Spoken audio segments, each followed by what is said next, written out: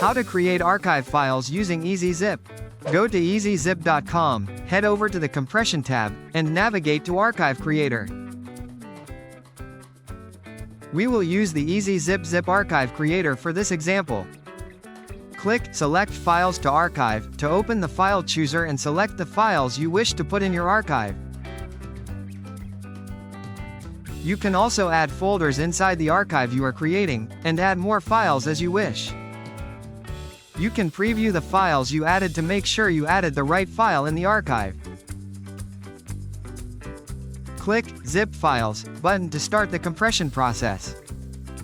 Click Create Zip, and choose a local drive folder to save the archive.